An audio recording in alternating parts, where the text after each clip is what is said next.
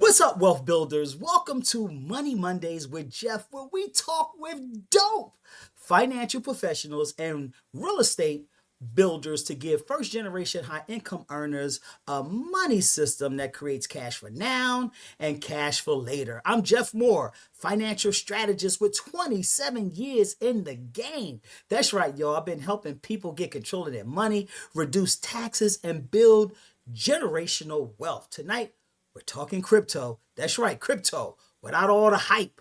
I mean, real strategy, real rules, and the moves high income earners need to skip. I'm joined with Jimmy Williams, and we're breaking down what you need to know about allocation, about security, taxes, exits, and how crypto, yes, crypto, can connect to real estate and cash flow. Jimmy, how you doing today, my brother? Jeff, how are you, sir? First off, thank I, you for having me.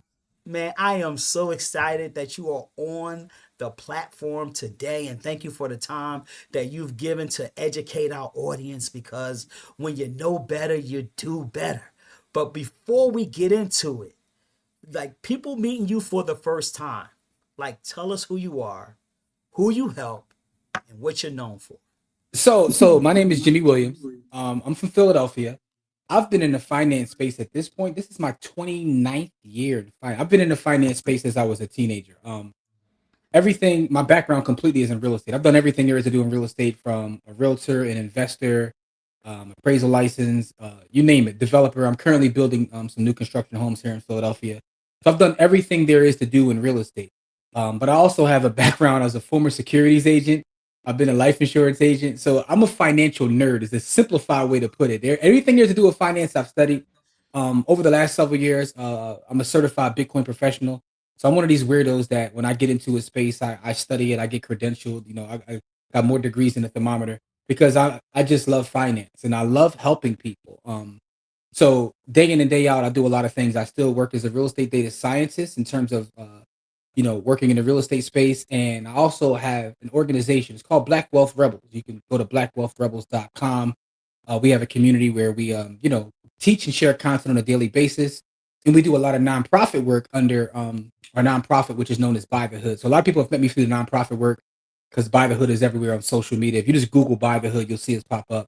And through Buy the Hood, what we do is we teach finance in the community to adults as well as the youth. For the last 11 years, we've given a free camp to kids ages 5 and up, all across the world, actually. And we do a Saturday school, the first Saturday of every month.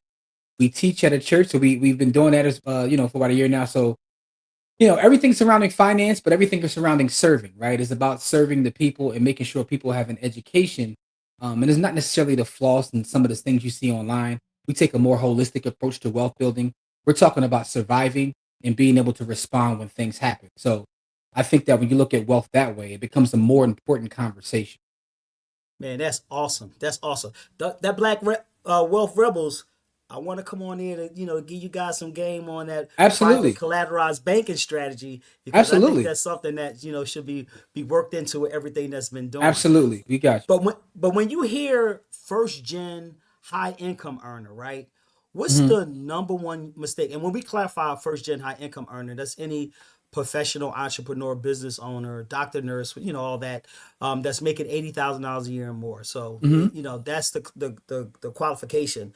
But when you hear that audience, that first gen high income earner, like what's the number one mistake that they are making with crypto? Is it fear or is it FOMO?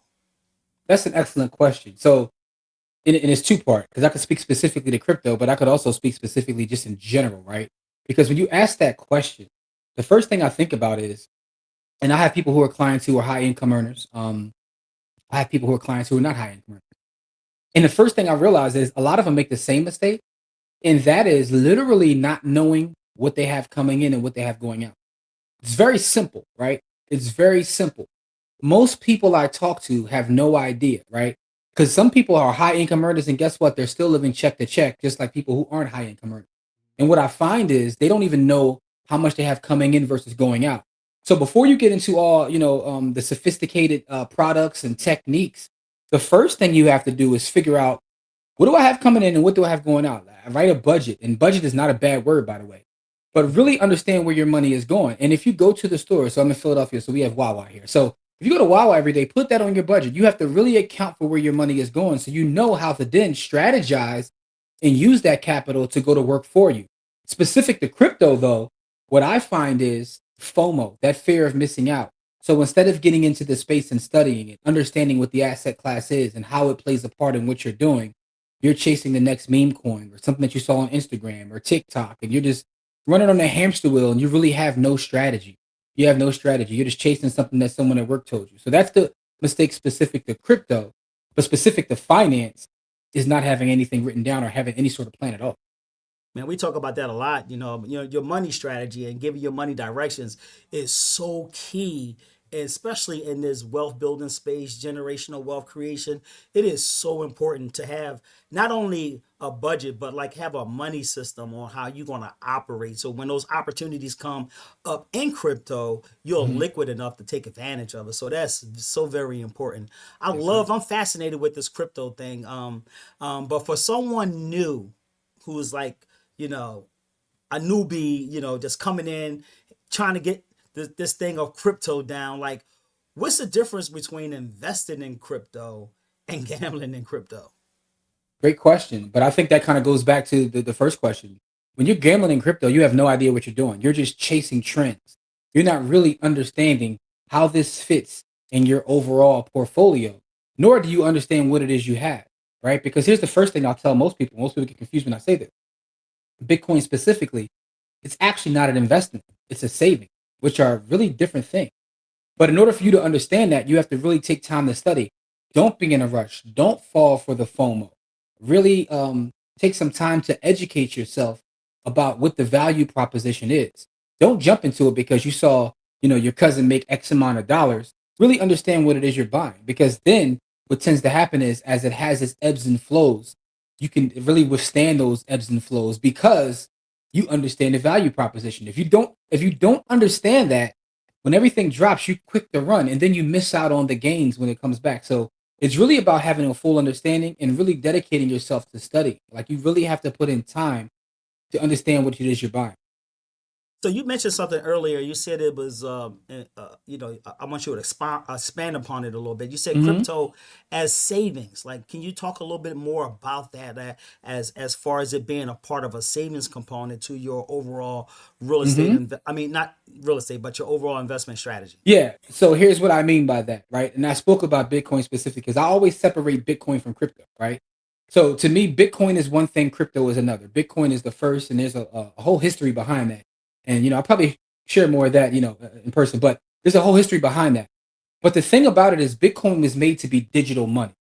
So when you think about money, money comes in all different forms. Most of us are accustomed to the U.S. dollar, but there's the yuan, there's the pound, there's the euro. Bitcoin is nothing but the digital version of money. It's made to be used in this digital world that we're living in, right? Most of our books are now digitized, whether that's Audible or Kindle. Most of our movies now come on streaming services. We are moving into a digital space. And now with quantum computing, artificial intelligence, we are moving further into a digital space. All Bitcoin represents is digital money. It's a way to exchange value digitally, something that is decentralized and not created by our government that they have control over. So therefore, they can't print whenever they want to. It's built in scarcity. So it's actually a savings vehicle more so than investing. The reason that Bitcoin tends to go up in value and has went up in value since inception, even though it does have its ebbs and flows, is because it's almost a bet against the US dollar, right? Because it is scarce, because it is decentralized. So when you see Bitcoin going up in value, it's not that the asset itself is worth more, is that the dollar has lost purchasing power in comparison to it. So it's really a bet against the dollar. So when you look at it that way, it's actually savings. So a lot of times people talk about, well, Bitcoin versus the S&P or Bitcoin versus real estate. And I never really do that. Although, it has outperformed those things over, the last decade or so. But the point is, when you look at it as savings, you look at it different. You are acquiring more purchasing power as time goes on. I've been buying Bitcoin now for 10 years. So the money that I saved in Bitcoin back in 2017, per se, has more purchasing power than it did in 2017. So as everyone's dollar eroded, my purchasing power became more. I can buy more because I save in Bitcoin as opposed to saving in the US dollar. That's important. So, to follow up on that, so if someone want to adopt or utilize that strategy, what are some of the most important non-negotiables that they should be looking at before they buy anything in crypto? Great question. And I think the answer to that is really goes back to the first question. What is your plan?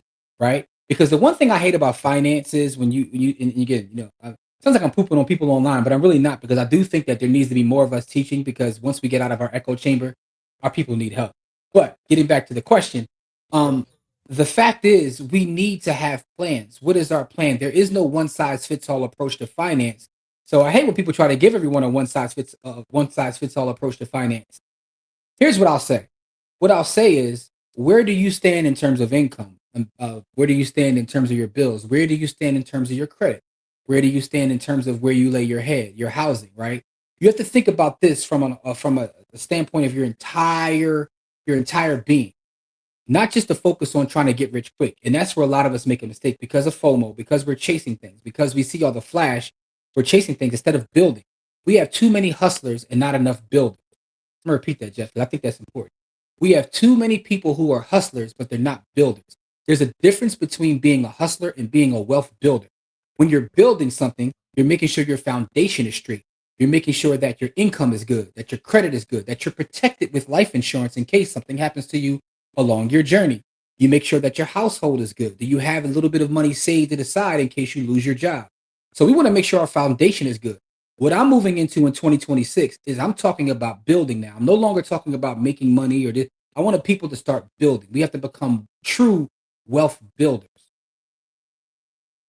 I love that, true wealth builders. I like to call it true wealth owners because ownership is key. And Yes. it's important that in this process we still make mention of the foundational things because so many people have not been taught like what to do when they get the money. So it's always good to always reinforce a framework so people can operate from, because I see so many people, high income earners, I mean, they are invested in things that they don't understand. They're carrying tons of credit card debt. They are taking care of their parents and funding for their kids to go to college. And they looking around like, oh my God, I'm making all this money. I should be so much further ahead than I am right now. So it's important that as we continue to build, is that we don't forget the foundation, because if a financial tide happens, we don't want to blow that tide to blow the financial house down. I love the fact that you mentioned that we got to do more education and we need to have more, creators out here talking about education to inform, because I'm a firm believer in that, because when you understand what's going on, you'll know what to do. And that's why I'm so happy that you're here on this platform tonight to give some additional skill and experience for people to understand this crypto thing. But when Mhm. you look at these creators online, like, what are some of the biggest traps that you're seeing as far as the crypto content that is getting first generation high income earners like stuck and like confused? Not understanding how the space works because they haven't put the time into study. So then what tends to happen is they'll find someone with a huge following, and that person will say buy X, and they go buy X, and it'll pump up, and that person that told them to buy it will sell out. Influencers in the space have figured out, and this is why I also separate Bitcoin from crypto, because Bitcoin is matured. It's a whole different ball game. Wall Street is involved. It's different than some of these meme tokens that people have. People have figured out that, hey, I can create a meme token. I can get people to buy it in the space we call it pumping our bags. Make my value go higher, and I can sell out from under them. And now you get stuck with these tokens. It's why you see celebrities getting sued and doing things within the crypto space, because they figured out that's a quick hustle for them. So you got to stay away from that, right? Once we come to the understanding that we're building something and it's not a get rich quick scheme, then a lot of times we won't fall for some of those the things that creators try to put upon us. Most of our issues pertaining to money and finance are really psychological. It has nothing to do with the specific strategy you use, although you need a strategy. But once we get to get over those psychological hurdles, and stop trying to get rich overnight, because a lot of people are still trying that, including high income earners. Sometimes they're the worst when it comes to that, because they have the income just to throw at things, and they tend to keep throwing it at things, and they have that shiny object syndrome where they're jumping from here to there. They're trading forex, and now they're day trading, and now they're over here. It's like figure out how you can make your income and then put your money to work for you. Take your soldiers and send them out every day to bring you back more money. How you personally think about Bitcoin and Ethereum and meme coins and forex? Like, which one do you think is the best framework without turning this into like a really big debate? Yeah, it's not really gonna be a big debate. So anyone that follows me online knows that I am a Bitcoin only guy. But that comes, it's not because I haven't studied the others, right? I have. I've put in, not 10,000, 20, 30, 40, 50,000 hours in terms of studying this space. And I've been involved for a decade. Like I said, I'm certified in this space. And I've helped people make millions of dollars in this space. So But before you go on, I want to just yes, jump in real quick. I want you like to break this down, like if you were talking to a ninth or 10th grader, so that they will okay. understand like what the differences is and with all these coins and what you're about to break down. Yeah, so what I call so here's what I'll tell you, and people get upset when I say this, but it's true. 99.9% of all cryptos are scams, right? And I'm gonna clarify that and explain that. So Bitcoin came about, as a response to what happened in 2008 in terms of the bailouts or what have you. Bitcoin was created to be money. It's created to be decentralized, something that is away from the government. The government has no control over printing. What tends to happen is now you have affinity scams. People see the value of this asset shoot up so much, and now they're like, look, I can do that. Here's the issue with most things. If someone can tell you who's the founder, if they put out a roadmap or tell you, it's almost like a corporation and it's not necessarily made for what crypto was made for, right? So this is why I always separate Bitcoin. So even though in the past, as I've studied this space and in the past, I used to buy a lot of things and just try to figure it out. But the more studying I did, I realized that this is different than the rest of those things. It's different than the rest of those things. And I don't want to get too technical, but it's based on something called proof of work versus proof of stake. Bitcoin runs on a protocol known as proof of work. There has to be energy exerted and work to be done in order to bring it to the marketplace. And it's what's considered rules without rulers, right? Bitcoin itself is an actual network. If I'm in a network and Jeff is in a network, even if Jeff has way more Bitcoin than me, he has no more control over the network than I do. Those other platforms, just use Ethereum as an example. It runs on proof of stake. The more Ethereum you have, the more say so you have within the network, which can become problematic. It's no different than the current system we live in. So I say that to say this: when you actually study and take the time and just don't get emotional about it, most people I know come to the point where they realize that these things are different. And it's not to say that the other things won't run up in number, because a lot of times people are just chasing dollars. That's fine. But again, it's a difference between being a hustler and being a builder. If I'm building something, I want something that has a strong foundation that I can depend on. It's why you see BlackRock, get into the Bitcoin space. It's why you see all the banks eventually acquiescing to Bitcoin. It's a reason for that, right? Recently, I was just reading that the whole thing with Venezuela, part of it was them trying to get the Bitcoin from Venezuela, right? And I said, wow, I didn't even know that part. But the point is, it's those things are completely different. Bitcoin is built on some of the same principles that precious metals are built on. And that's the difference between Bitcoin and, not just to pick on Ethereum, but most things are, because some of those things are literally corporations masquerading as crypto for a way to get liquidity for the founders, right? There is no Bitcoin CEO. There's no one you can drag into court. You just can't, right? Because Bitcoin is truly decentralized. And what all decentralization means is there's no one point of attack, right? There's no Bitcoin CEO you can bring in. There's no Bitcoin corporation that you can come after. Bitcoin is for the people. It's money for the people.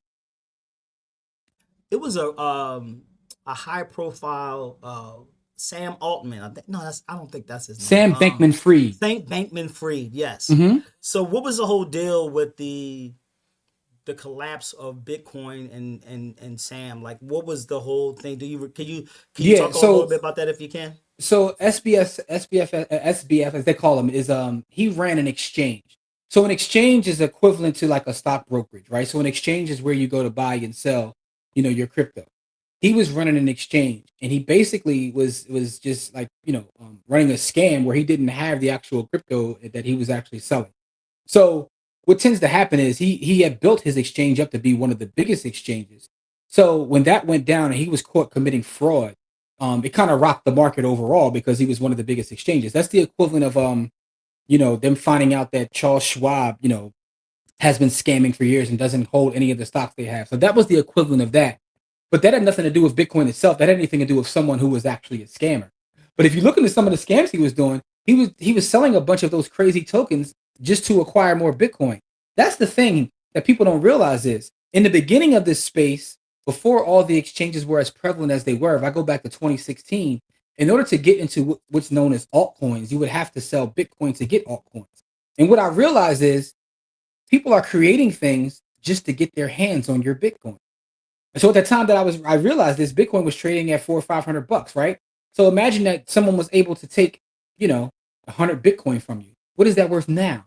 And that's the point. You see what I'm saying? So you have to really be careful in this space because the one thing about crypto gives you the ability to become your own bank, to control your own resources. But what comes with that is a certain level of responsibility with security.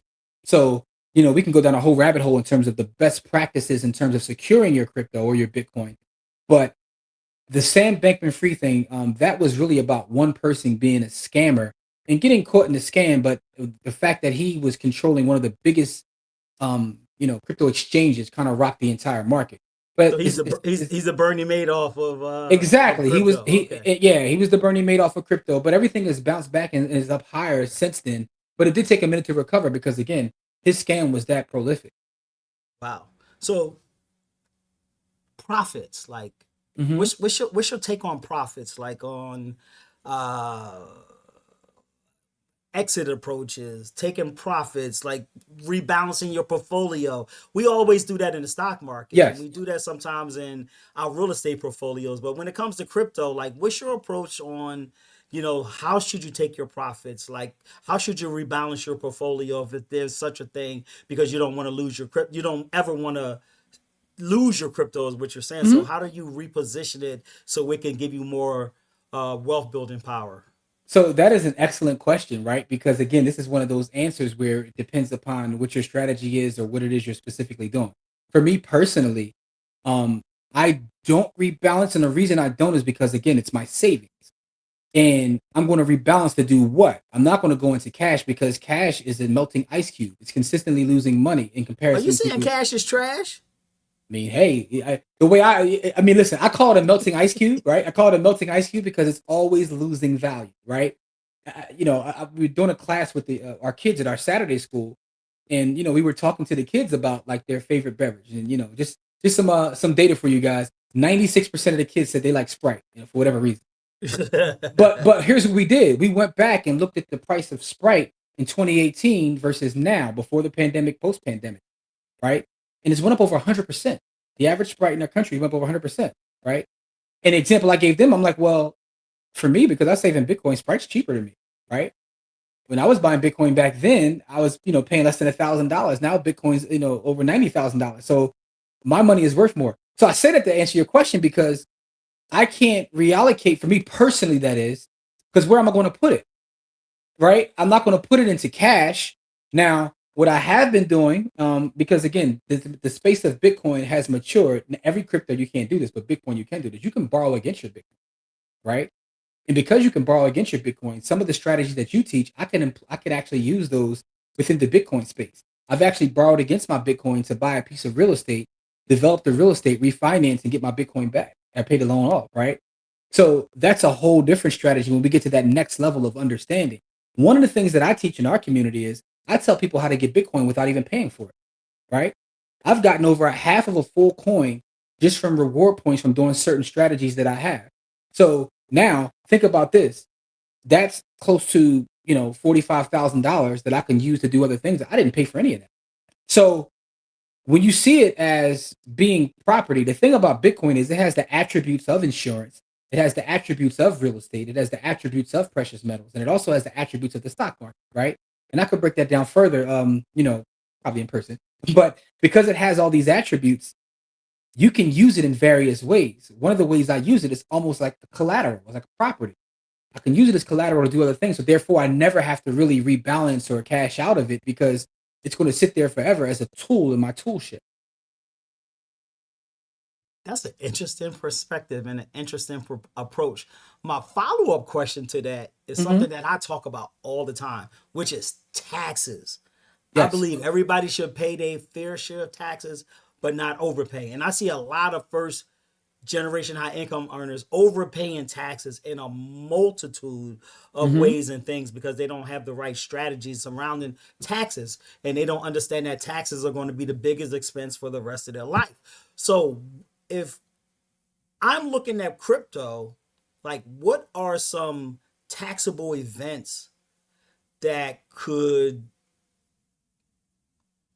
give me a big surprise later if I don't know what I'm doing? So that's the one thing, right? Taxes. If you go back to the previous question, when you get a loan against it, that's not taxable, right? Because That's loans another are not reason. taxable. It's another reason why I use that strategy. Okay. However, here's what I will tell people: the thing about crypto is there are exchanges in which that you buy crypto. Most people use Coinbase or Robinhood. I don't use any of those. You know, again, I'll share with you guys the places I do go, but I don't use any of those places. But what people don't realize is those places report to the IRS. So if you're buying your crypto and you're leaving it on Coinbase, and let's just say it explodes, and then you go to sell it, you can create a taxable event for yourself. And if you don't claim that, and Coinbase is going to put out there that you did it, so you better be careful with that. That's the first thing I'm going to tell you, right? Don't tell them. Don't tell them where you do buy your crypto. Let them come to the Absolutely. That's what I was financial going to say. education I'll boot tell you camp. that. Yeah, you will learn that in Yeah. person. You will learn that in person. And the reason I don't use Coinbase or Robinhood is because actually they charge you too much. Simple answer. They charge you way too much. And you should never leave your crypto on an exchange anyway. Again, I'll go into that further detail at the event. But what I will say is be careful creating a taxable event for yourself when there are ways now for you not to create the taxable event. Because again, crypto is looked at as property.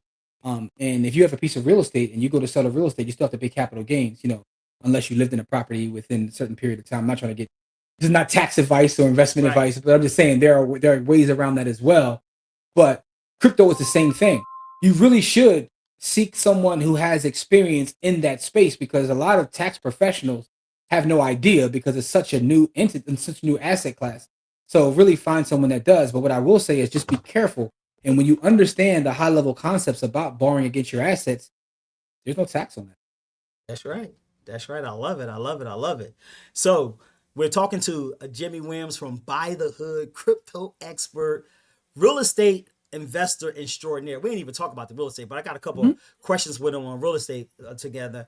He's going to be a guest speaker at our basic financial education boot camp that's happening January 17th at Maggiano's in Cherry Hill, New Jersey. I'm so excited to have Yes, him as am to I. be a feature speaker that's going to give you some education around this crypto, help you to make some money, help you to protect your money, give you some things to consider if you want to get into this crypto space, in this Bitcoin space, I should say specifically, Mm-hmm. because Bitcoin is this thing that he really enjoys. So, let's make this little transition because Mm-hmm. one of the things that I love is real estate, and I know one of the things you love is real estate. So, how does this real estate conversation fit into the crypto or the Bitcoin conversation? And then I have a follow up question to that. President Donald Trump today made a move where he stated that he is not going to let any institutional buyers or funds, buy single family homes in the real estate market anymore. He's going to propose that change is made. And I want you to talk a little bit about how you think that's going to affect the housing market. So, first question Yeah, is, how does the crypto Bitcoin conversation fit into the real estate conversation, and then the move that Trump just made today with the absolutely. announcement that funds should not be allowed to buy single family homes again? Yeah, so it's interesting because a lot of people ask me, they say, "Man, you're so gung ho on Bitcoin," but I thought you were a real estate guy. I am, which is why I'm gung ho on Bitcoin, right? Because one of the reasons that I gravitated towards Bitcoin and understood it, it's because of my background in real estate in conjunction with precious metals, right? Because I once was a huge precious metals investor, and what I used to do is I would figure out ways to get cash flow from my real estate, whether that is through a rental property, whether that was through a flip. Um, and more recently, I'm doing ground up construction now. But what I would do is the numbers have always been my thing. Here's what I tell investors in any sort of asset class: you can feel however you want to feel. What does the math say? What does the math say? And because I understand math, when it comes to buying a property, you make your money when you buy it. So now that I have cash flow after I put up to the side for repairs and vacancy, I have a certain level of cash flow. I don't believe in living off of my cash flow. I get paid for my brain. So therefore, any property I buy, I have a certain level of cash flow. Now, what do you do with that cash flow after you put up for repairs? Right? That's where I used to buy precious metals until I started to get a better understanding of Bitcoin. So then what tends to happen is I've figured out how to combine the two asset classes to build an actual machine. And what I mean by a machine is I have properties that kick off cash flow that then go into Bitcoin. That Bitcoin I can use as reserves to repair the properties. I can use just as a savings. And what has happened over the last decade is the money that I have. First off, I've purchased properties with Bitcoin. Like I just told you, I've learned to, borrow against it and buy properties. But also the other part is Bitcoin at some point, because of just how fast it grew, became worth more than the property that acquired the Bitcoin for me. So it's almost like I have an employee out there every month that is Working gaining for you. value. But yeah, but it's creating two assets for me because at the same time, I have a tenant that is paying down my mortgage. They are buying me equity every month. They're buying me equity, and the excess cash flow is being funneled into a savings that is growing faster than the dollar to the point where that savings then can become worth more than a Bitcoin. So what I've realized is in combining these asset classes, again, I told you guys I'm a trained real estate data scientist that I can have less properties and end up with more money than people that have double and triple the amount of properties I have. And I'll end up with a well balanced portfolio. Because let's just say, for argument's sake, I have a property kicking off $500 after expenses, right? I could take 250 and put in the market. I could take 250 and put in the Bitcoin, and I could just let the machine run by itself. Over a 5 year period, I'll have the property paid down. I'll have a portfolio over here in the stock market, and I'll have Bitcoin set aside as savings. So the way I look at real estate now, the framework that I use is real estate is my business, Bitcoin is my savings, and the market is my investment, and it's all protected with insurance. That's how I look at the whole picture. And when I see the picture that way, it becomes clearer. Now, I'm not in a rush to get 100 doors like some people online are. I can have 5 doors and end up with more money than someone that has 50 doors. And you can, again, this is math. You can try to argue me all you want to, but the math is the math. The math is the math, and the math doesn't lie.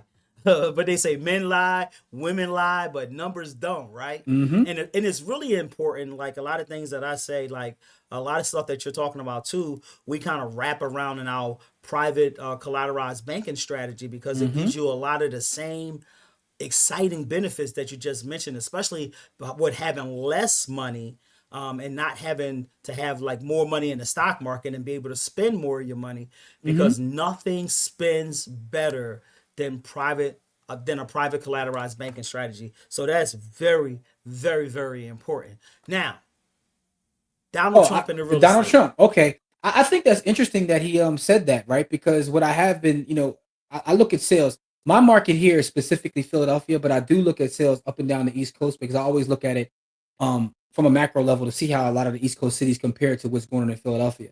And what I can tell you is, it hit our city, but not as bad as other cities where you did have a lot of private equity firms coming in buying up single family homes.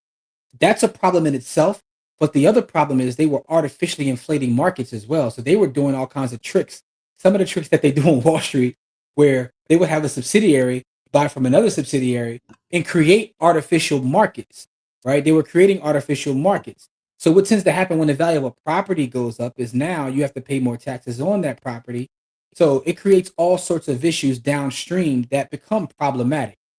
The fact of the matter is we don't have enough housing in our country to deal with the amount of people we have living in our country, which is interesting considering that our rate of birth in terms of like the kids is not going up, is going down, but we still don't have enough quality housing. And we definitely don't have enough affordable housing. So it's become a problem because one of the reasons we don't have enough affordable housing is because when you have these private equity firms come in, they're artificially inflating what the value of the property is. So now the average everyday working person can't afford to buy a property. They're trying to take property back to the point where only certain people are able to own property, Yep. right? And And that's that's going a to be a problem. problem as well. And you see problems happening in certain parts of the country, like Florida and Texas, and Florida is bad. It's bad in Florida. It's bad in Florida. I heard it's getting really, really bad in Atlanta as well. Like especially from affordability standpoint on Yep. being able to buy a property down there. If someone had to remember something from this episode, like what would be the key thing, the key position, the key strategy, that they should remember. So if they're looking at getting into Bitcoin and hmm looking at buying Bitcoin, that they hmm don't get wiped out. The first thing you want to keep in mind is this. There's a couple of things I want you to remember, but I'll whittle it down. Know your numbers, right? Know what you have going on in your house. And don't fall for the shiny object syndrome. Stay off social media worrying about what everybody else has, right? Comparison is the thief of joy. And you're comparing yourself to some people's highlight reel. So figure out what you have going on. And as it pertains to Bitcoin specifically, really, if you're going to get in this space, make sure you're ready to do some studying and do some understanding. The great thing about Bitcoin is when you go down a rabbit hole of studying Bitcoin, and that's what we call it the rabbit hole, because it truly is a rabbit hole. It gives you an understanding of not just Bitcoin, but economics. It gives you an understanding of politics because the study of Bitcoin is a study of money. And it takes you all the way back in the beginning when we were trading seashell, right? Because you have to understand that part to get to where we are now to see how we go from that to precious metals to dollar bills that are backed by gold to getting off of the gold standard. All those things to understand why this digital currency has value and why it's not just made for people who who sit in their grandmother's basement, right? It's a real thing. And the thing about Bitcoin that I always find interesting is I know a lot of people are anti crypto, anti Bitcoin, but everybody acquiesces at one point. When you start to see things like BlackRock get into space and say, man, because the fact is, Bitcoin will eventually make everyone bend the knee once they have a true understanding of what it is. So for me, it's about studying. One of the things that I teach is, and I give a lot of different strategies about how to acquire, where to acquire, but I'm always preaching study, study, study. Because if you study Bitcoin, it'll make everything else make sense. So what are you teaching live at the financial education boot camp? And more importantly, what you're going to teach live that people are not going to get from this episode, okay? And more importantly, the people that are going to come into the event, what do you want them to walk away with and be able to do? I'm going to teach a lot of things. The first thing is I'm going to teach my entire system. I'm going to teach the framework that I talked about, how I implement it. I'm going to show you how you can buy less property and become wealthier than your family or friends who have double the properties you have. I'm also going to share the strategies I use to acquire Bitcoin without having to come out of pocket. That right there alone is priceless, right? And I'm going to show you exactly how I do it, why I do it, and a lot of different strategies a lot of people don't even recognize that they can do. Because again, a lot of people don't believe in it, and that's fine. But if I tell you that you can get Bitcoin into your account and you don't even have to come out of pocket a dime, you know, why wouldn't you do it? You get a tenth of a coin. You know what I mean? Like a full coin is over $90,000. Imagine getting a tenth of a coin just for doing some of this. Listen, I know ways to get Bitcoin by playing certain games. I know it just by living your everyday life. I live what's called a Bitcoin lifestyle. Every night that I go to bed, I have more Bitcoin than I woke up with, and I do that various ways through the strategies I have. I'm also a Bitcoin miner. That could be its own class by itself. But I say that to say this: these strategies you will only get by coming out live at Cherry Hill. That's right, January the 17th, Saturday, 10 to 4 p.m., Maggiano's. We're going to feed you. You're going to get some excellent presentations from some dope financial speakers that we have that's coming there just to help you to get better, because when you get better with your money, everything else around you will get better as well. We're going to give you a 90-day framework for kicking off 2026 with building wealth, and you're going to learn a money system that you can empower you so that you can always know what you're doing with your money, so everything can work as a system and you could be making money while you sleep. So if you miss January the 17th, you're going to miss a lot. I'm Jeff the Wealth Builder. Thank you for being on this Money Mondays. Before we go, Jimmy, how can people get in contact with you? I would say go join our village. Go to blackwealthrebels.com. It's free to join, by the way, right? We do have pay tips, but it's free just to get in there. If you get in there, you'll get content every day. So go to blackwealthrebels.com, or you can find me on all social medias at JW the Blueprint. But again, it's free to go to blackwealthrebels.com, and you will see content from us literally on a daily basis.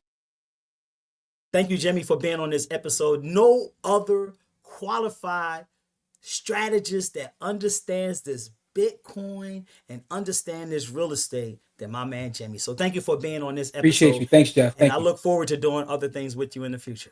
Absolutely. Absolutely. Thanks, Jeff. Have a great day, guys. We'll see you next Monday on another edition of Money Mondays with Jeff, where we talk to a dope financial professional, giving you the skills, giving you the education so that you can get better with your money.